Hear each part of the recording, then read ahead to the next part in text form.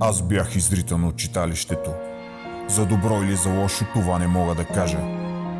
Спестих си безсънни нощи, нерви и труд. Да, вярваш ли? Тормоз.